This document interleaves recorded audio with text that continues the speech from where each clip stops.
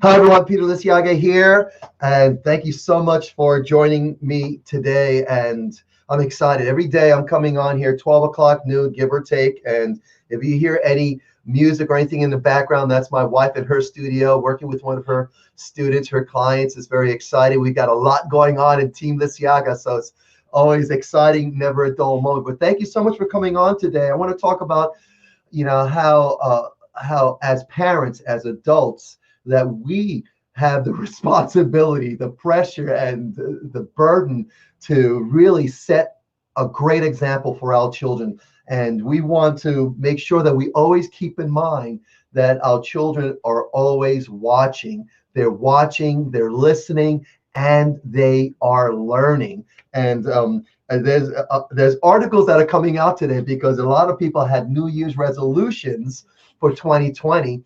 And this is the day, January 15th. The article says here 85% of New Year's resolutions are broken by January 15th.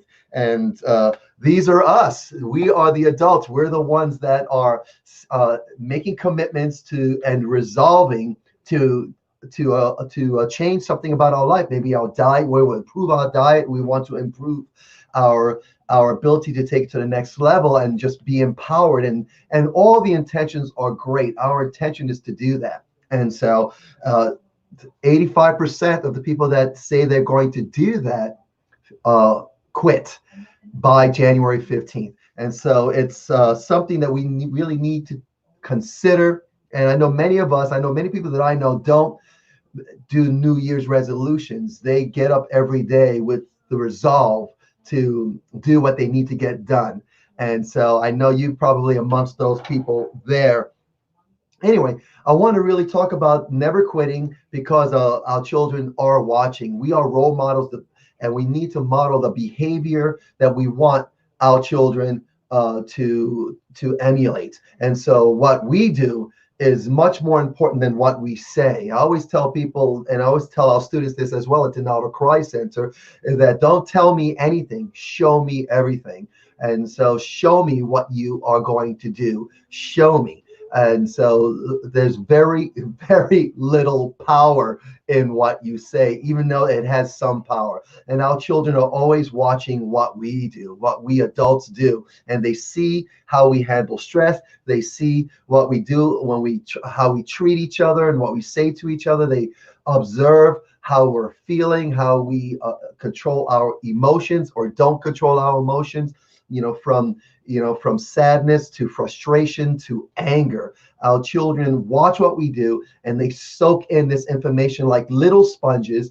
And even when we think they're not watching, they're not paying attention, they are. I'm a parent, and I know from my own experience, from what my kids tell me, that they do hear and see what my wife and I do and say, and they do soak that in. And that really basically gives them an idea of how they should act and what they should do, so and what they should say. So it's important that we are acutely aware of that. And like I say in our self-defense, our ABCs of self-defense, A is always be aware, always assess what you have become aware of, and always move to the right appropriate action with respect to what you've assessed that you become aware of. And so I hope that makes sense. And so it's so important that we are aware, we assess, and we move to the right appropriate action.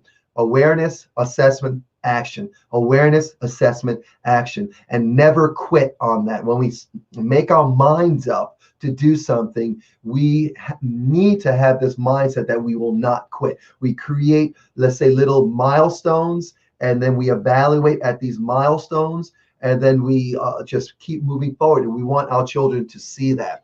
And yesterday I spoke to a parent who made the commitment to train, go daily to the gym, and he's doing it during his work schedule, and it's going to be tough. It's challenging. We spoke about that yesterday, and we're going to help him to stay motivated, stay inspired, and stay encouraged, because he even said that I'm telling my kids, I coach, and I'm telling kids to do this, I'm telling my kids to do this, but yet I'm not doing it, and that I have a problem with that, so I need to be the role model. I need to model what I'm asking them to do. So that's a powerful realization for this parent. So I want to support them and encourage them. So we need to do that. So let me finish off by just saying we need to be aware of what we do accidentally when we model bad behavior. And for example, here's some things that we want to make sure that we model and not accidentally fall off and fall get off track on. One thing is following our own rules. When we have rules, we want to make sure that we follow our rules so that our children can see us following the rules. Now, as a parent, when I say, okay, you need to wash your dishes, I need to show them me washing dishes. When I say you need to take care of your space, I need to do the best that I can to take care of my space so they can see that. And then another thing we want to do and not fall short of, we want to make sure that we hold on to this behaviors, that we strive to model life skills, discipline, self-control, confidence, all these life skills, perseverance, determination, hard work. We want to make sure we model this, showing respect, teaching, showing and teaching empathy, and living a healthy life through what we eat, through what we do, the exercise, our rest, and managing our emotions, and taking moments in the day where we quiet and we relax and we take a break in the day, whether it's a nap or meditation. We want to show this and model this for our children.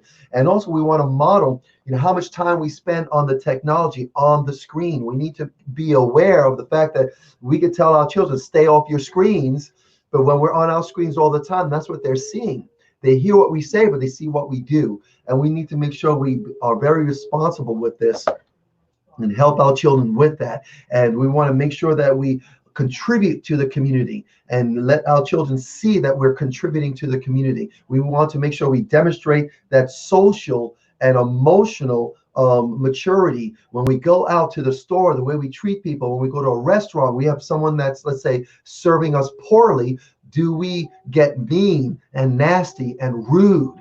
And when the person's not looking, do we talk behind their back? These are things that we do not want to teach our children. So we need to model great behavior, social behavior, and be emotionally respectful to our emotions, but then very discerning. As if we get upset, we want to discern that this is the right time and the right place and the right way for me to express whatever feeling that I'm feeling. There's a time and a place for it. And so we need to be very aware, assess, and move to the right appropriate action with respect to who's watching, who's listening, and who's going to learn what we do. And we need to make sure that we also always continue to take new skills that we want our children to learn. We need to show them how to do it. Like, for example, making a bed. If my children, I show them how we make a bed so that they learn how to make a bed. Don't tell them, make your bed, make your bed. We need to teach them by example how they are to do these new skills. Martial arts, the same thing. When I teach a martial arts class,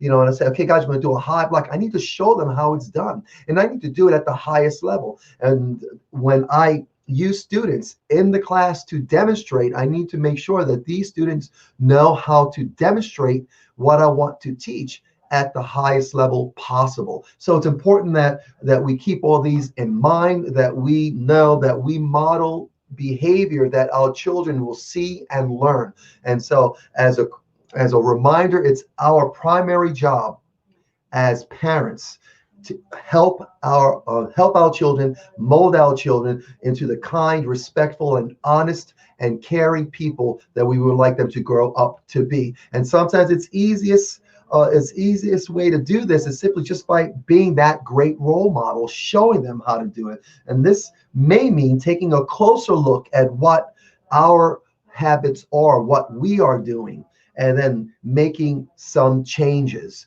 And why? Because our kids are worth it. Our future is worth it. It's just something that we are responsible for. And so when we do that, both we and our children will benefit. The world will benefit. Our community will benefit. So that's what I wanted to share with you today. This is what we do at Donato Karate Center. Guys, that's where I'm a master instructor.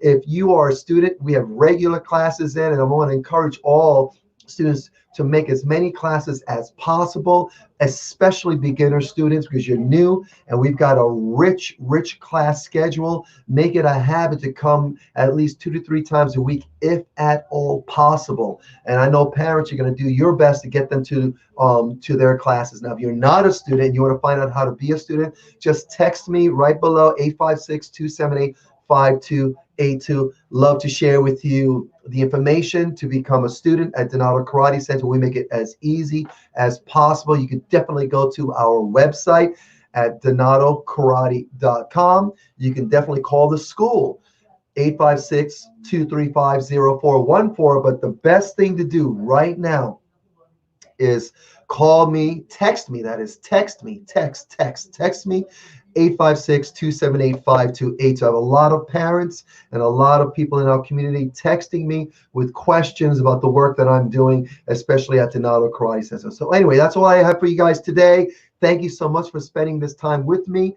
And I'll see you tomorrow, same time at 12 o'clock, so that we can exchange information. Have a great day. Talk to you soon.